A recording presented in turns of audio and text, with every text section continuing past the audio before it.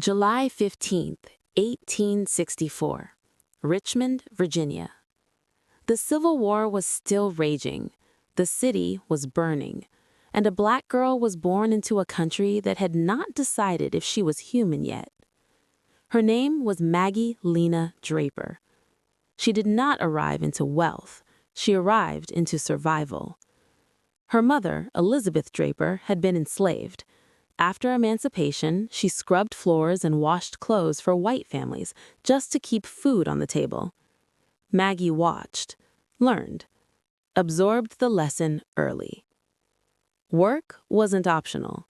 Independence wasn't a dream. It was the only way out. Her father? A white Confederate soldier, dead under mysterious circumstances before Maggie could ever know him. So from the very beginning, Maggie learned something most people never do.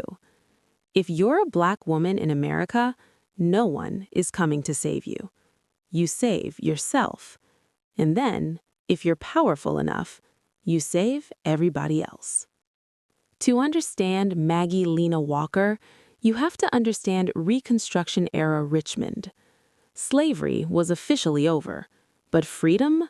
That was still under negotiation. Black families were free in name, but locked out of banks, locked out of education, locked out of political power, locked out of generational wealth. Money flowed one direction, away from them. And Maggie noticed. She attended Richmond Colored Normal School, one of the few places where black children were allowed to think beyond survival. She became a teacher, but teaching wasn't enough, because Maggie wasn't trying to educate individuals. She was trying to fix a system. In her teens, Maggie joined a group most people today have never heard of, the Independent Order of St. Luke. On paper, it was a fraternal organization, burial insurance, mutual aid, community support. In reality, it was one of the only safety nets black people had in a country designed to let them fall. When Maggie joined, the organization was dying, in debt, disorganized, irrelevant. Most people would have walked away. Maggie leaned in. She studied the books, the structure, the failures, and she asked a dangerous question. What if black people stopped circulating their money through white institutions that didn't respect them? What if we kept it here? By 1901, Maggie Lena Walker did something no black woman and no woman of any race had ever done in the United States. She founded and became president of a bank. Let that sink in. 1901, Jim Crow America. Lynchings were public spectacles. Black men couldn't vote safely. Black women couldn't vote at all. And Maggie Lena Walker opened St. Luke Penny Savings Bank, a black-owned bank run by black professionals, serving black depositors. White banks refused black customers, so Maggie built a door instead of begging for entry. She encouraged people to deposit pennies, nickels, small amounts, because she understood something Wall Street still pretends not to know. Wealth doesn't start with millions. It starts with access. She didn't stop there. She launched a newspaper, the St. Luke Herald, because control of money without control of narrative is fragile.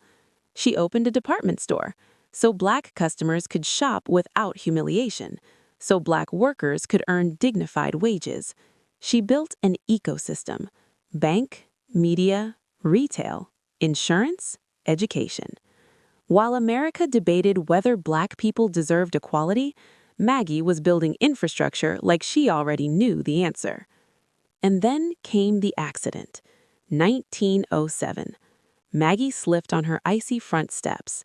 Severe nerve damage, permanent injury. She would never walk unassisted again. For many, that would have been the end. For Maggie, it was a pause, not a stop. She continued to run the bank from a wheelchair, continued writing, continued organizing. Her body slowed down, her vision did not. The St. Luke Penny Savings Bank survived the Panic of 1907. It survived segregation. It survived white hostility. It survived economic sabotage. Eventually, it merged with two other Black-owned banks to become Consolidated Bank and Trust, the oldest continuously Black-operated bank in the United States, built by a woman history barely whispers about. Maggie Lena Walker died on December 15, 1934. She was 70 years old. She left behind more than money. She left behind proof. Proof that Black women were not just participants in American capitalism, they were architects. Proof that liberation isn't just protested, it's financed. Here's the part they don't teach. Maggie Lena Walker wasn't flashy. No diamonds, no headlines screaming scandal. That's why she scares systems more than legends who burn fast. She played the long game. She understood that power doesn't always look like rebellion. Sometimes it looks like balance sheets, loan approvals, ownership papers. And that may be the most radical thing of all. So here's the question history avoids. Why don't more people know her name?